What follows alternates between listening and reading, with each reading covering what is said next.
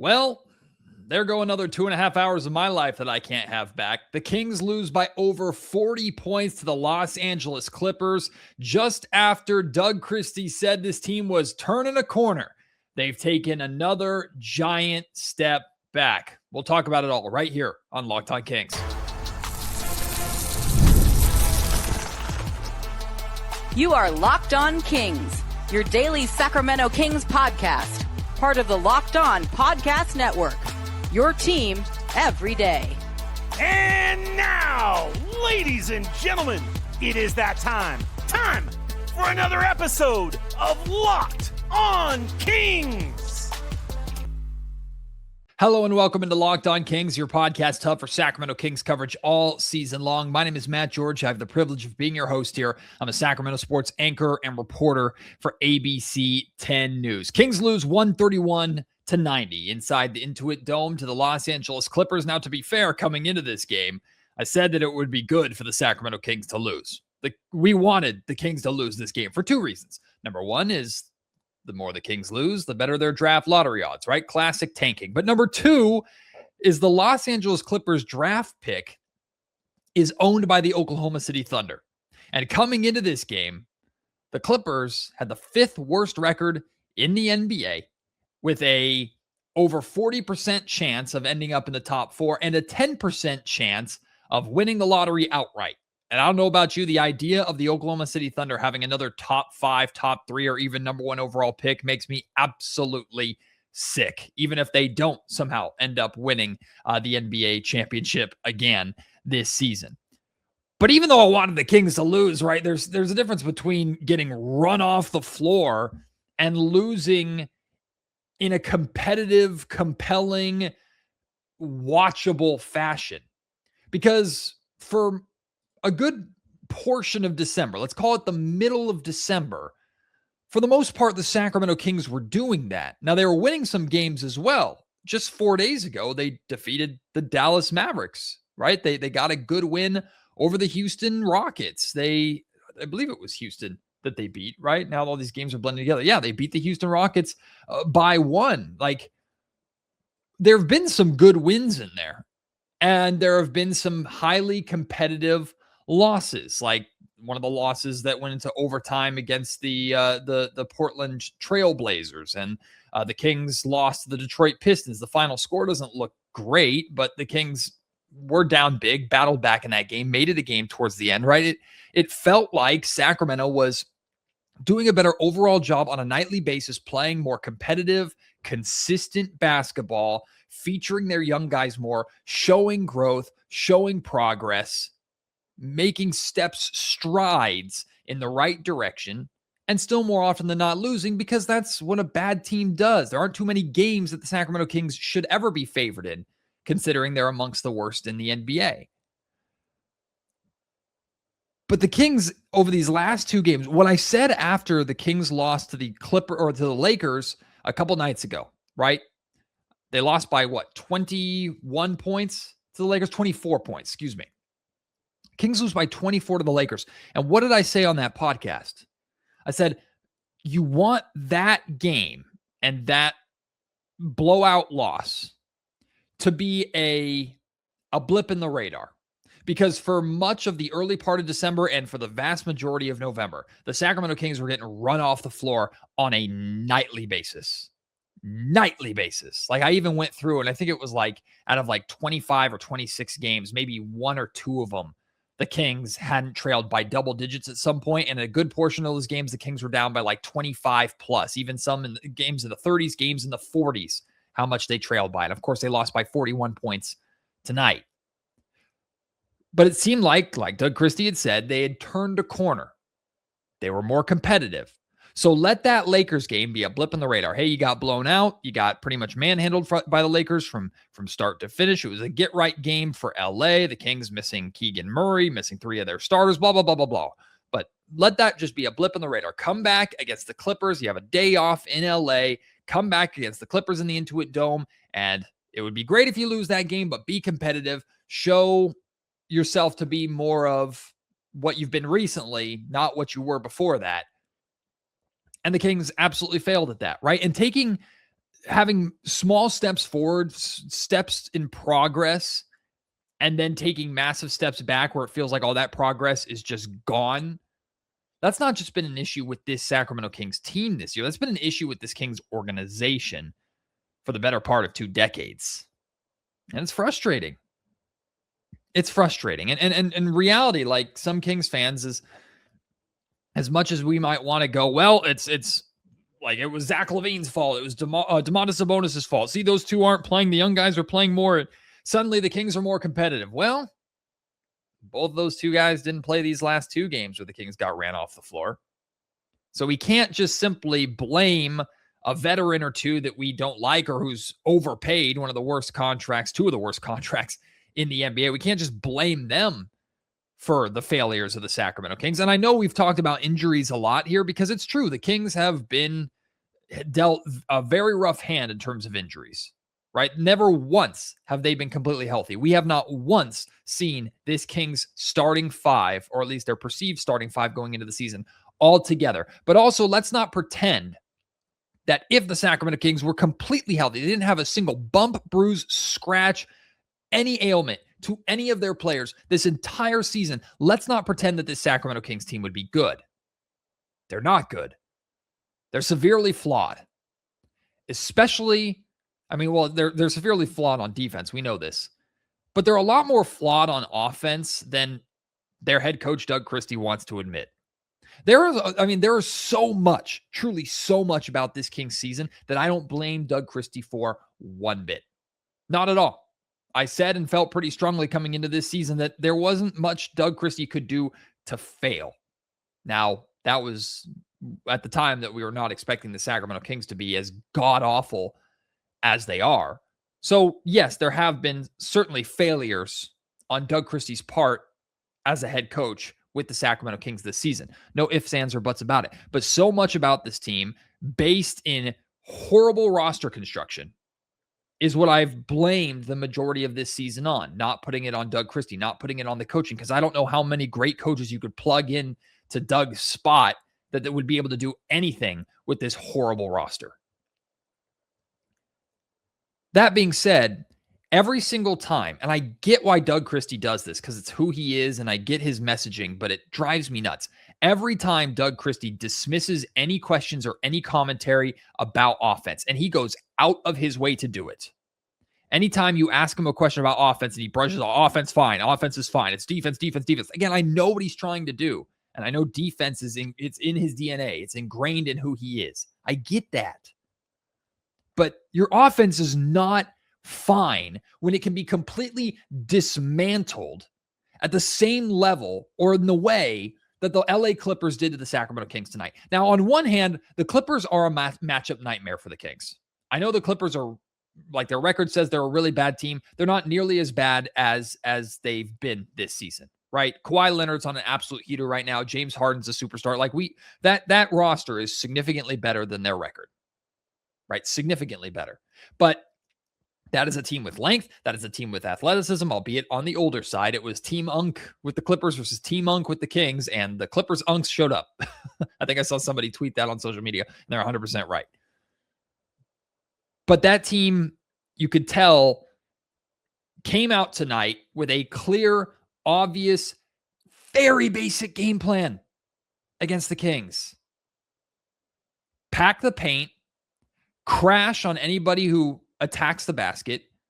If there is an ISO situation like DeMar DeRozan trying to get to his spot, that elbow or wing jumper from like 16, 17 feet out, have a help defender step off of the guy in the corner and contest that shot or make it as difficult as possible for DeMar. And then anytime that there was a roller on a pick and roll, cut off that roll to the basket, or when he gets the basketball, meet him at the rim and make life as difficult as possible for any Sacramento King who dares set foot in the paint.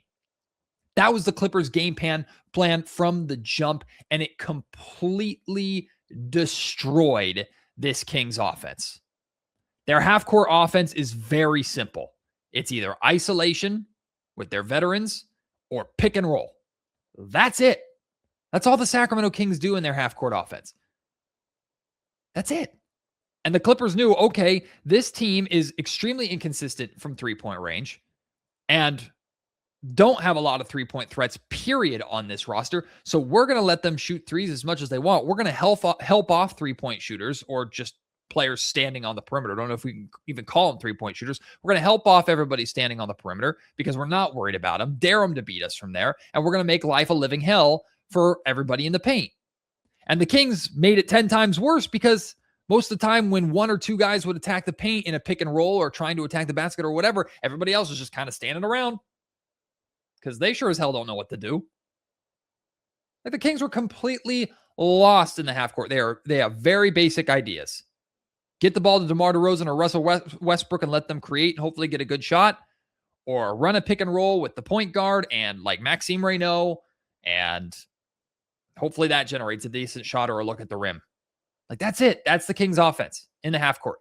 And the Clippers completely and utterly dismantled it. The offense is not close to fine. And I'm not just overreacting to this game. I'm not. Because coming into tonight, guys, the Kings were 27th in the NBA. So only 3 teams worse than them in the NBA in points per game, in scoring. That's not the worst part. And a lot of people will dismiss, okay, points per game is one thing, Matt, but what about offensive rating? Offensive rating is worse. The Sacramento Kings are 29th. There's only one team in the league worse than the Kings in terms of offensive rating. This team doesn't have a strength, period. It's been a question from Brendan Nunez of Sacktown Sports 1140 all season long. What is this Kings team good at? Nothing. And I understand Doug's commitment to improving the defensive end. I understand it completely. I admire it. And if he's going to be the guy to do it, thank God, because somebody, somewhere, somehow is eventually going to get the Sacramento Kings to be a halfway decent defensive team. Somebody will be able to do it for more than a flash in the pan or a month. But we can't just dismiss the offense for how atrocious that it is too. It's really, really bad. The Clippers are a team that is a bad matchup for the Sacramento Kings, for sure. A team that is built to dismantle Sacramento in the way that they did. A team that can get away with completely shutting down the paint and daring the Kings to beat them from three-point range. But that blueprint, that game plan of how to beat the Sacramento Kings, it's obvious to everybody in the league. And clearly, the Kings were already bad before this game against the Clippers. The Clippers just exposed you completely. Thank God this game was flexed off of national television. This episode of the Locked On Kings podcast is brought to you by Game Time. During basketball season, there's nothing like being in the building. The energy, the crowd, that first big run that gets everyone on their feet. Fans want to be there for those moments, not stuck refreshing screens or guessing what tickets are going to actually cost. That's where Game Time comes in. The Game Time app gives fans the advantage back, making it incredibly easy to score amazing tickets fast, simple, and without the guesswork. Browsing the Game Time app, it's straightforward, it's intuitive. You can find tickets in less than a few taps. Seeing a view from your seat before buying makes choosing tickets easy and confident. Prices include fees up front, so the total is clear from the start. And they have features like zone deals that help unlock great seats at even better value, whether it's an NBA game or another live event. Whatever it is, it's right there in one place. Take the guesswork out of buying tickets with Game Time. Download the Game Time app, create an account, and use code LOCKEDONNBA. That's LOCKEDONNBA for $20 off of your first purchase. Download the Game Time app today and get in on the action. If there was anything good from this Kings game, anything to watch this Kings game for, it was the play of Nique Clifford. A career-high scoring night for Nique Clifford, 18 points, 7 of 12 from the field, 3 of 5 from three-point range, 2 assists, 1 block. What I appreciate from Doug Christie is that Nique got going in that third quarter, and Doug Christie almost played him for the remainder of the game. Like, kept him out there. Now, at that point, like in the fourth quarter, of course, he basically emptied the bench. Like Devin Carter and Doug McDermott got in there. But Nique was playing well. He was one of your few guys doing anything halfway decent. And you let him ride. You gave him those minutes. Like, good on Doug. That's the right thing for Doug to do. It's shouldn't be worth like pointing out and celebrating, but it is. That's where the Kings are at this point in the season. Overall, we're just seeing more progress from Nique, right? Defensively is actually the first thing I want to talk about. Now, Nique didn't lock anybody down, but Nique got a lot of opportunities guarding James Harden. And one thing that jumped off the page to me is, I know James isn't as young and spry as he used to be, but he's still a very crafty ball handler. And he's very, very good at getting you in foul trouble and baiting you and getting you up in the air. Nique Clifford moves his feet really well on defense. Like, just going back and watching it and kind of breaking it down. It's just Nique putting himself in the right position, shuffling his feet right, using his body, playing the right angle so he's not getting beaten off the dribble. It's not perfect, but there was a lot that Nique Clifford did, some individual defensive moments that Nique Clifford did guarding a Hall of Famer like James Harden that I was impressed with. And I know Doug Christie probably felt the same way with some of the defensive possessions from Nique Clifford. That's positive. That's encouraging. I'm not going to make a massive deal about it because we know the Sacramento Kings are god-awful defensively, and they still gave up 131 points. Not all of that is Nique Clifford's fault, of course. I thought defensively, Nique had some really good moments in this game. And then offensively, what I really liked is a lot of Nique Clifford's scoring was himself. It was off the dribble. Now, Matt, that might be, what are you talking about? You get on DeMar DeRozan and Russell Westbrook and these veterans for scoring in isolation too much and not moving the basketball, and now you're celebrating that Nique Clifford was able to do the same. I know that sounds strange, but here's my reasoning for that. What we saw was Nique kind of get put on an island at times offensively, whether it was late in the shot clock or the Sacramento Kings offense was atrocious period, so they were just kind of giving it to somebody and standing around and seeing what they could do. Like, that is a spot where Nique can't help but to show us what he's got. And if it ain't good, we'd see it. It'd be very, very clear. And he had like a nice off the dribble step back three that he knocked down, had a couple mid-range jumpers that he knocked down, a nice little floater in the lane attacking the basket, had a good aggressive take where I thought he was fouled, no foul call, goes up, shot comes off the window, he gets the rebound, goes right back up with it and scores. Like, Nique has been showing us more of his ability as a three-level scorer. Like, he hit 3 threes tonight. He's the only guy with a pulse from beyond three-point range for the Kings, really. But he showed us what he's capable of doing it when it's just him. When it's just him mano-a-mano against the defender, what he can do, what he's capable of. Again, not anything to overreact to, but this is like, with how this season is going, what have we been asking for? Just progress, signs of progress. And we are seeing very, very clear progress with Nique Clifford, especially over the last week and some change that he's been getting more playing time for Sacramento. Speaking of progress, let's talk about a progress report for Keegan Murray. Keegan returned tonight, only missed a few games with that injury that he suffered. So it was great to see him back, but he didn't really do anything. Like, for being completely honest, 30 minutes, 11 points, 4 of 13 from the field, 1 of 4 from three-point range, a couple rebounds, an assist, a block. Like, he was part of that starting lineup that was atrocious in this game. And when we're talking about progress report with Keegan Murray, overall, like, the best way to sum up Keegan's season to this point, and granted, he's been banged up and dealing with a bunch of injuries, so there is a little bit of an asterisk there, but I'm not trying to make excuses for the guy. He's not trying to make excuses either. He's got a thumb wrapped up. He's been dealing with a shoulder issue, now dealing with like an ankle issue, or calf issue. Like, dude's been banged up for sure. So I'm not naive to that. And I'm also not going to lean too heavily on that as an excuse. Overall, how do I sum up what I've seen from Keegan Murray so far this season? To me, it hasn't changed how I feel at all about Keegan. And you guys know how high I am on Keegan Murray. But it has kind of confirmed what I believe Keegan Murray to be. Super high-end defender. Like, really, really high-end defender. And he's shown improvement even like as a playmaker on defense, if that makes sense. Like, he's making more game altering defensive plays rather than just staying in front of his man and contesting shots. Like, he's creating more steals, creating more turnovers, blocking more shots, right? So we've seen that improvement defensively, which is really, really good. But I have not really seen anything to suggest that he can be on a good basketball team anything more than, at best, like the third offensive option. Like, if the Sacramento Kings are 3 years from now a NBA playoff team. I'm not going to say contender. Let's say 3 years from now, they've rebuilt a little bit and they're breaking into the playoffs as some kind of lower seed. Let's call them a 6th or 7th seed, right?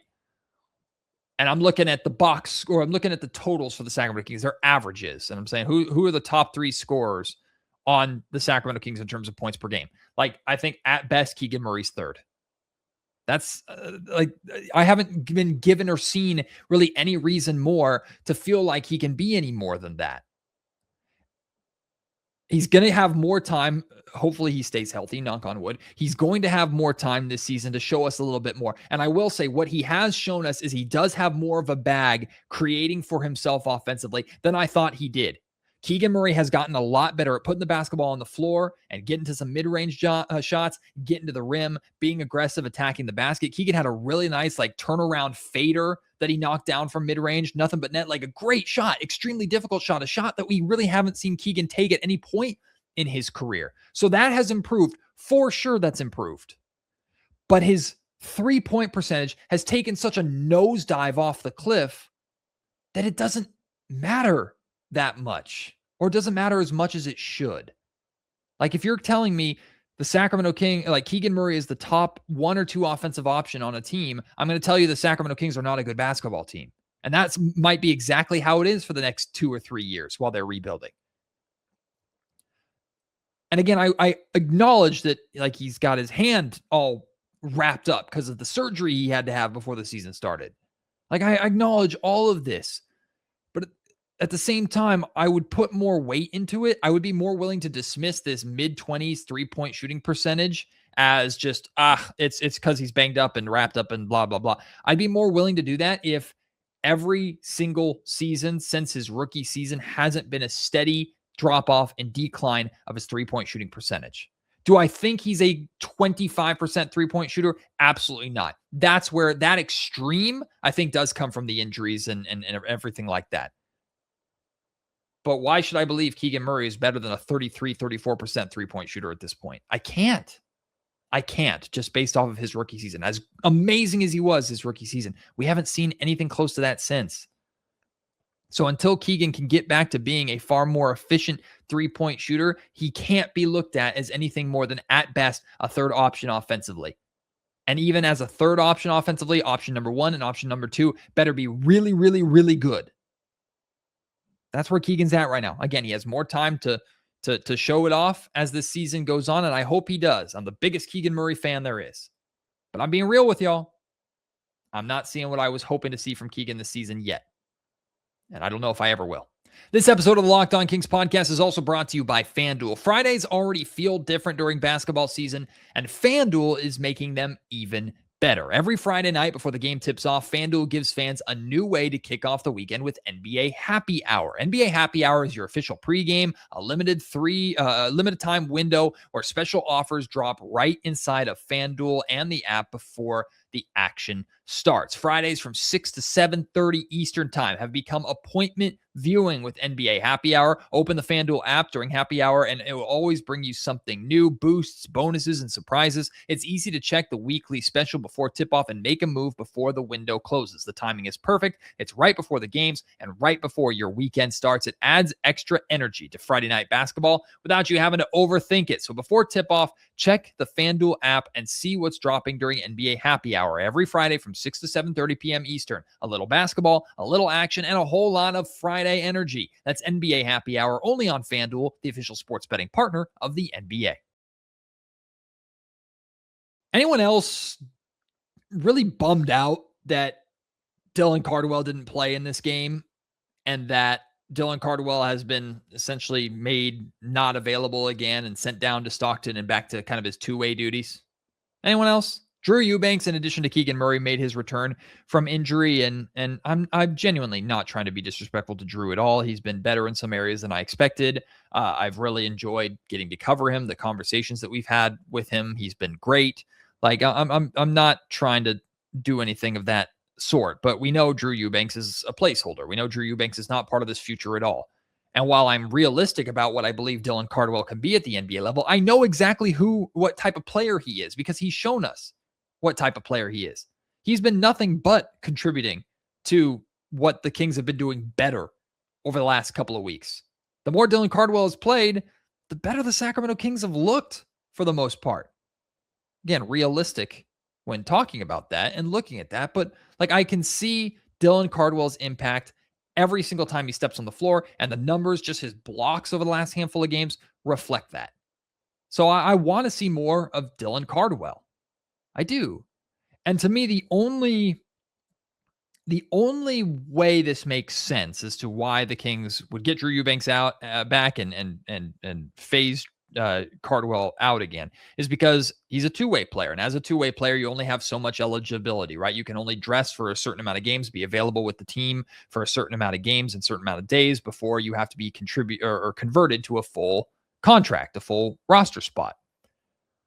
I understand if the Sacramento Kings don't want to use all of those days and all those games up too quickly and then be forced to either convert him and pay him a little bit more money and use a roster spot on him, or just have him then sit for the rest of the season as a two-way player and just get his reps in Stockton. I get that element.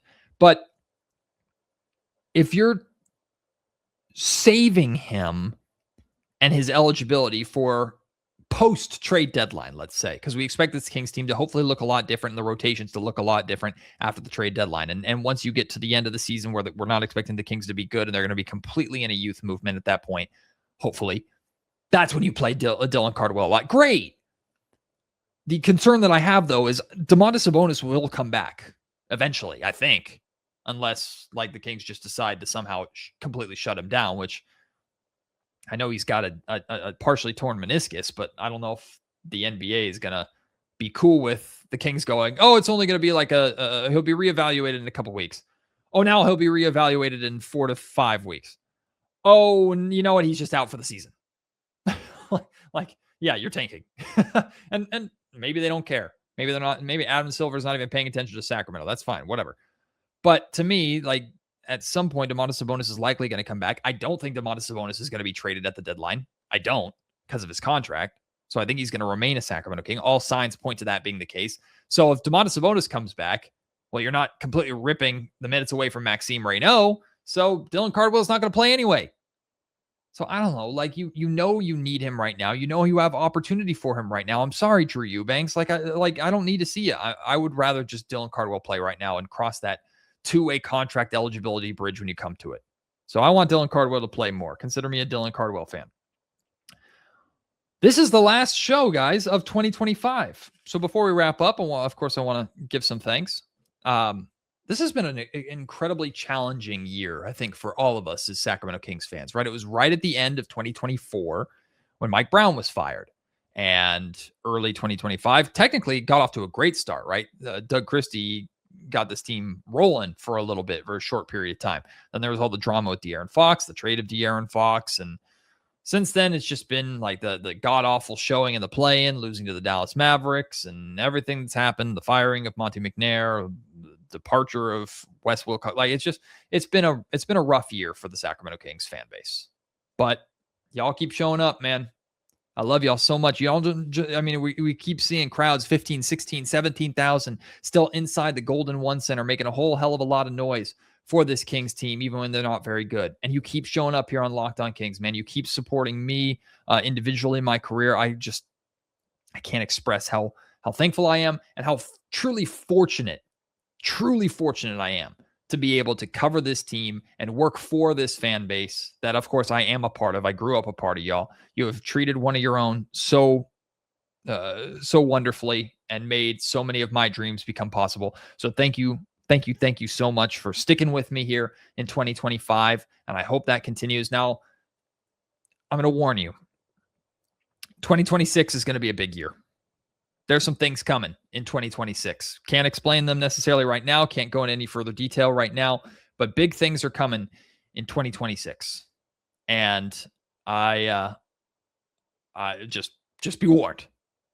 Big things are coming in 2026, but I'm very grateful for what 2025 has been. Another year here hosting Locked On Kings. One of the just biggest honors and blessings of my life. Truly. So thank you so much. And I can't wait to have you join me on the next episode of the Locked On Kings podcast, which will be on New Year's Day. The Kings versus the Celtics in the Golden One Center. Hopefully the game goes a little bit better, a lot of bit better than how these last 2 games in LA have gone. Although I'll warn you ahead of time, my wife is going to that game, and my wife has never been to a game in person where the Sacramento Kings have won. It's not a joke. It's 100% true. Even during the Beam Team season, every game my wife went to, they lost. So if this is the one where they suddenly win, I'll be very confused and frustrated. But more likely than not, I mean, we already kind of expected the Kings to lose to the Celtics. Now it's almost a guarantee because my wife is in the building. But I'll be in the building too. If you want to come by, say hi. Of course, would love to see you. I'm at the top of section 105. That's the Kings media section, or at least most of the time I'm up there. Come by, say hi. Would love to see you. Love to chat with you. And I can't wait to have you join me after that game for another episode of Locked On Kings. Until then, my name is Matt George. You have been listening to the Locked On Kings podcast, part of the Locked On Podcast Network.